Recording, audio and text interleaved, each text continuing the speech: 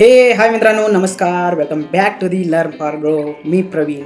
सर्विसने स्वागत आहे SQL learning series मराठीमध्ये. तर आज आपण शिकत आहे module number 23 SQL string functions. SQLचे स्ट्रिंग फंक्शनबद्दल आज आपण पूर्ण कॉन्सेप्ट शिकत आहे. हे आहे पार्ट 1. ठीक आहे. पूर्ण किती स्ट्रिंग फंक्शन्स येतात वन बाय वन आपण पूर्ण एकदम बेसिकपासून स्टडी करू. तर ह्या मॉड्यूलमध्ये आपण शिकत आहे SQL कॉन्कॅट फंक्शनबद्दल, SQL सबस्ट्रिंगबद्दल आणि केस कन्वर्शन, लेंथ, रिप्लेस, इन्स्टिर. ओके, हे सर्व कॉन्सेप्ट आपण ह्या व्हिडिओमध्ये क्लिअर करत आहे.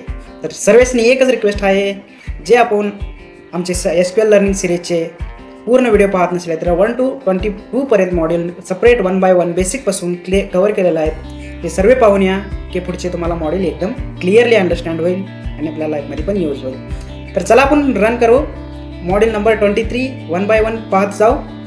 तर पहिला आहे स्ट्रिंग फंक्शन्स. म्हणजे आपण पाहू काय SQL स्ट्रिंग फंक्शन म्हणजे काय. In SQL string functions are special operation use to manipulate or operate on strings.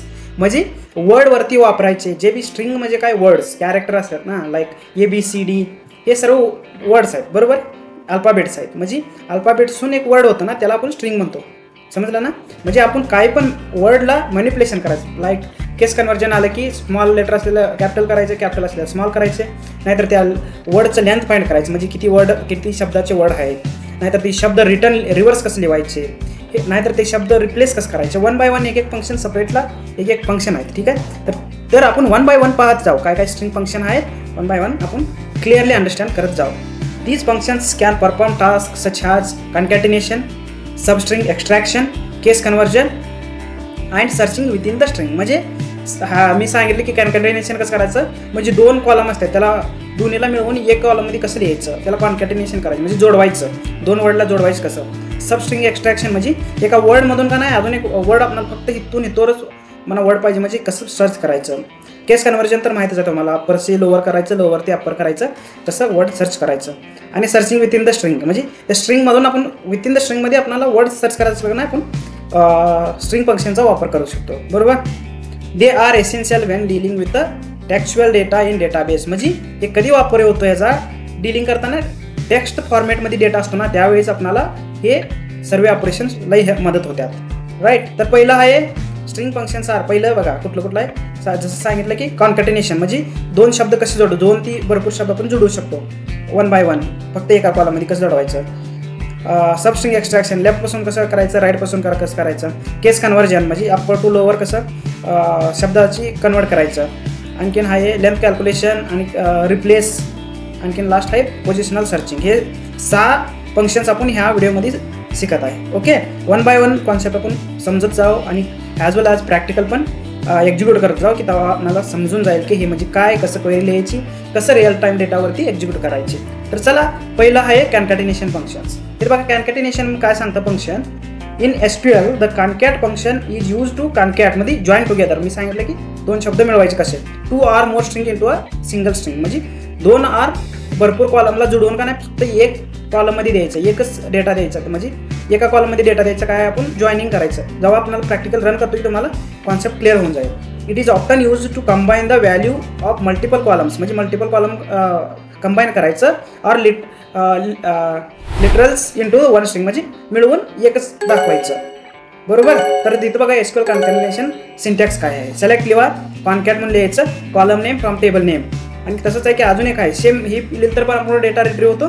जसंच की select column 1 double barrel column 2 from table name. असं केलं तर पण डेटा रिट्रीव्ह होतो. तर आपण प्रॅक्टिकल एक्झिक्यूट करून पाहू, तेव्हा की आपल्याला एकदम समजून जाईल क्लिअर. ठीक आहे. आपल्याकडे टेबल आहे, एम्प्लॉय टेबल आहे, जसं आपल्याला माहिती आहे सिलेक्ट स्टार फ्रॉम एम्प्लॉय, हे टेबल आहे. ओके. तर आपण कॉन्कॅटिनेशन कसं करायचं, कॉन्कॅटिनेशनचा वापर करू आता. सिलेक्ट कॉन्कॅटचा वापर करायचा. जसं सिंटॅक्स आहे ना तसं लिहायचं. बघा कॉन्कॅट लिहायचं, कॉन्कॅट. ओके. कॉलम नेम्स दिले ना तिथं, एम्प्लॉय नेम, आणि आपण जेंडरला शब्द मिळवून टाकू फ्रॉम एम्प्लॉय, बरोबर. तर रन करून पाहू काय येतं. बघा येतं. जसं की मी इथं साईडला पण देतो तुम्हाला एम्प्लॉय नेम आणि जेंडर.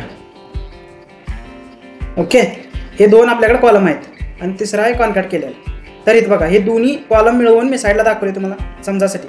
दोन्ही मिळवून बघा, इथं प्रवीण डी होतं ना, प्रवीण डी एम, दोन्ही मिळून एकच कॉलममध्ये आला. राहुल एम होता, म्हणजे हे जेंडर मेल आहे बरोबर. पूजा एफ फिमेलचं, हे कसं मिळून आलं, एकामध्येच आलं ना.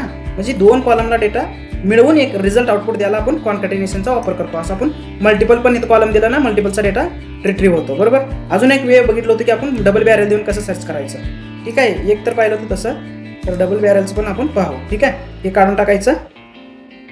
फक्त काय लिहायचं आपल्याला, डबल बॅरल द्यायचं आहे, म्हणजे दोन नेम बरोबर. हे डबल बॅरल दिले की काय होतं, ते पण डेटा सेमच येतं. सॉरी, ठीक आहे, डबल बॅरल द्यायचं. हे बघा सेम आला ना, जसं की दोन कॉलम आता मिळून आला. आता आपल्याला इथं स्पेस द्यायचा आहे, मिडलला स्पेस आलं नाही तर स्पेस द्यायचं कसं करायचं, इथं आपण स्पेस द्यायचा बरोबर. इथं एक कॉमा द्या, स्पेस द्या आणि कॉमा फुल करा, म्हणजे कॉमाला स्पेस दिलं. अजून एक डबल बॅरल द्या, तर रन करा. आता बिटवीन स्पेस येतं बघा. आता बघा प्रवीण डी मध्ये स्पेस आला ना, राहुल म्हणजे राहुल बिटवीन स्पेस एम, पूजा बिटवीन स्पेस एफ, म्हणजे बिटवीन स्पेस द्यायचं असलं का नाही आपल्याला असं सिंगल कॉमा इनोटेड कॉमा द्यायचा, मध्ये स्पेस द्यायचं, कॉमा कंप्लीट करायचा आणि एक डबल बॅरल द्यायचं आणि क्वेरी रन केलं की आपल्याला बिटवीनला स्पेस पण येतं बरोबर ना. हे आहे आपलं कॉन्कॅटिनेशनबद्दल झालं बरोबर. तर आम्ही वन बाय वन आपण पाहत जाऊ बरोबर. हे कॉन्कॅटिनेशनबद्दल झालं. तर दुसरं पाहू आपण, कुठलाही एक कॉन्कॅटिनेशन झालं ना, तर सबस्ट्रिंग एक्स्ट्रॅक्शन फंक्शन. ठीक आहे,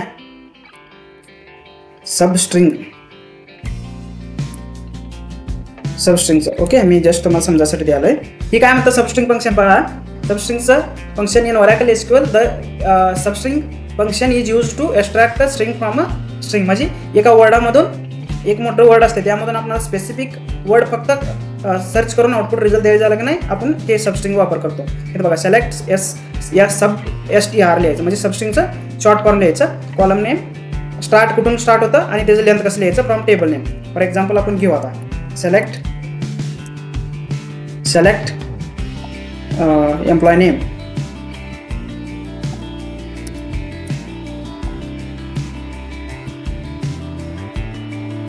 सिलेक्ट एम्प्लॉय नेम. बरं, मी तुम्हाला दाखवासाठी द्यालोय. सब STR म्हणून लिहायचं कॉलममध्ये, एम्प्लॉय नेम देऊ आपण. आता आपल्याला 2 पासून पाहिजे आणि लेंथ पाहिजे 4.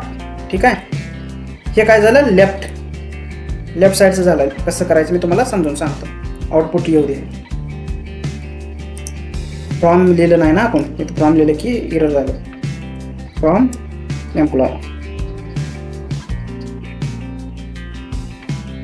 तर इथं बघा रिझल्ट आला. म्हणजे सबस्ट्रिंग काय करतं, एका वर्डमधून एक्स्ट्रॅक्ट करतं. म्हणजे इथं प्रवीण वर्ड आहे बरोबर.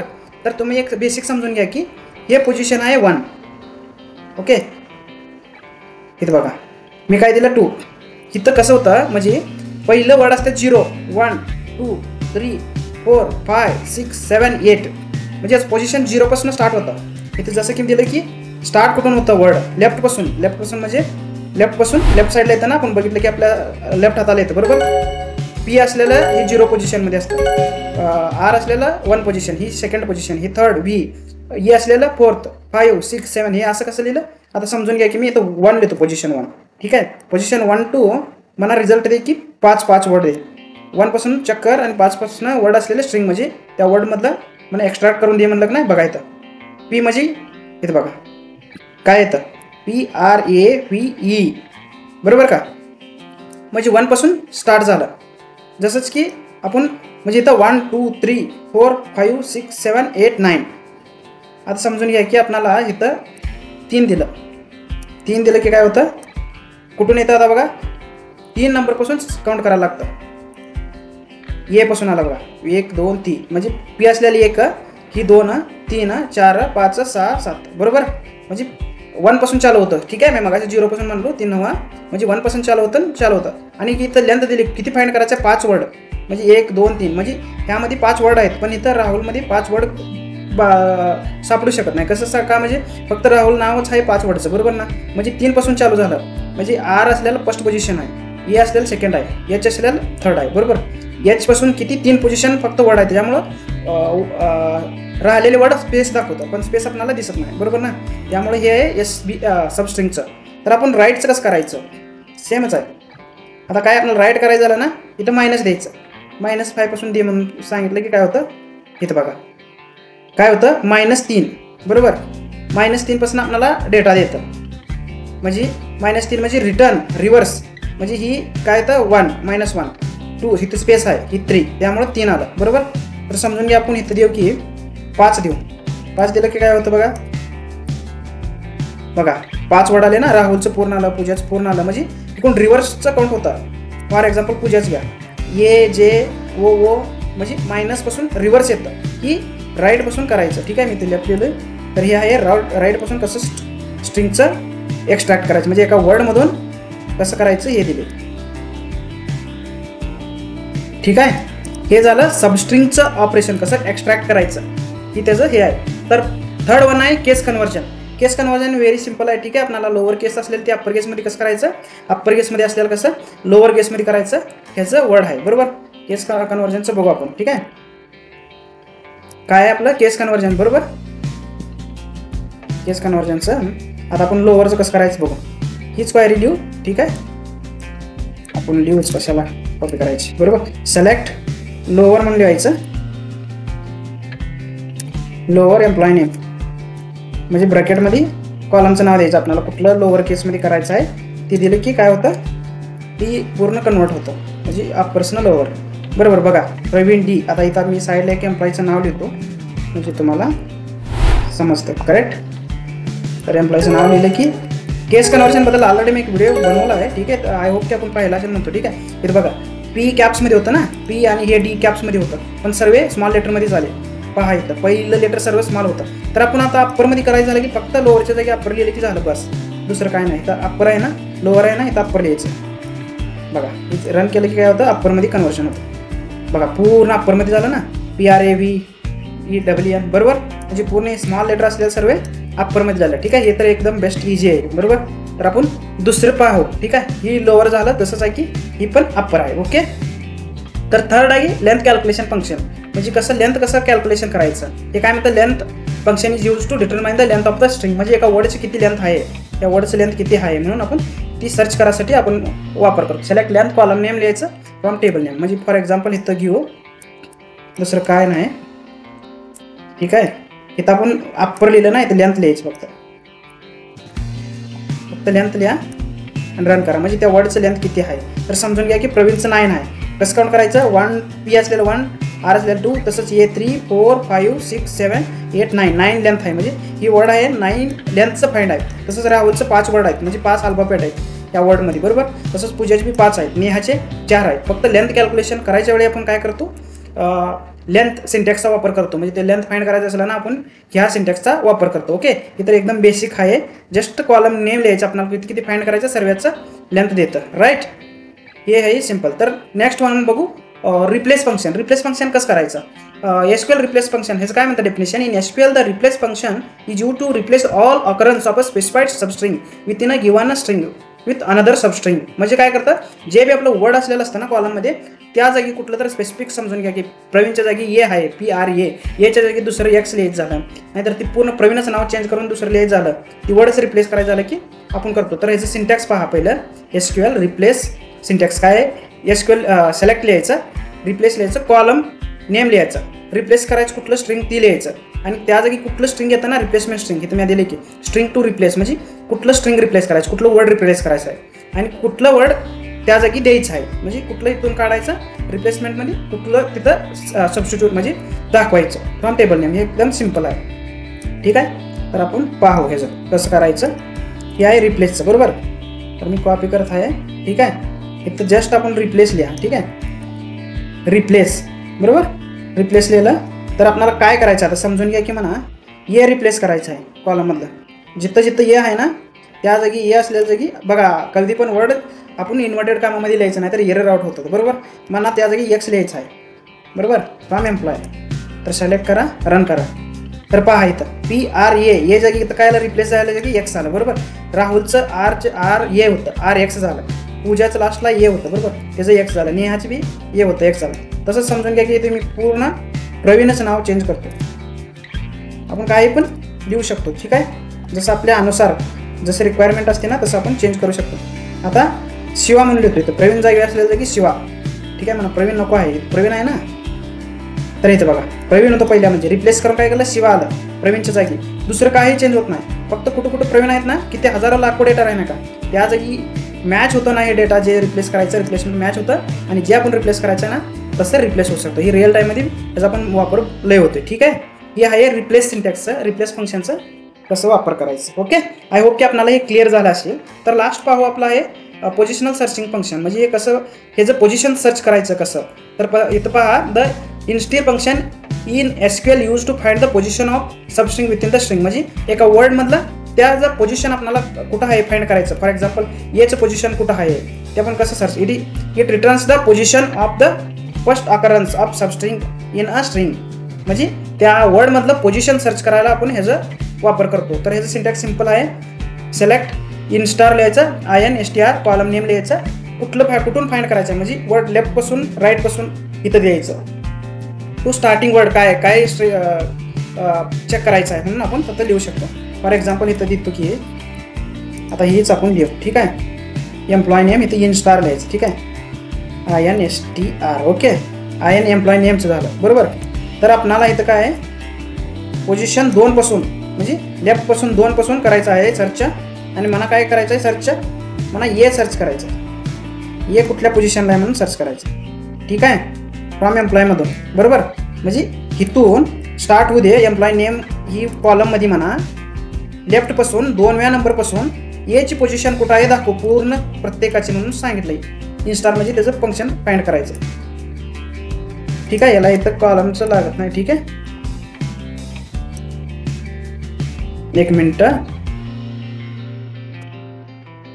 म्हणजे इथं काय झालंय, इथं आपल्याला थोडं चेंज झालं. इकडं अगोदर ए लिहायचं होतं बरोबर, इथं ए लिहू आपण, ए चेक करू कुठून येतं, आणि त्याचं पोझिशन आपण 2 लिहू, म्हणजे 2 पासून फाइंड कसं करायचं. ओके, तर रन करा. आता पहा आलं ना. म्हणजे एची पोझिशन कुठं आहे या वर्डमध्ये, 1 2 3, थर्डला एची पोझिशन आहे म्हणून दिलं बरोबर.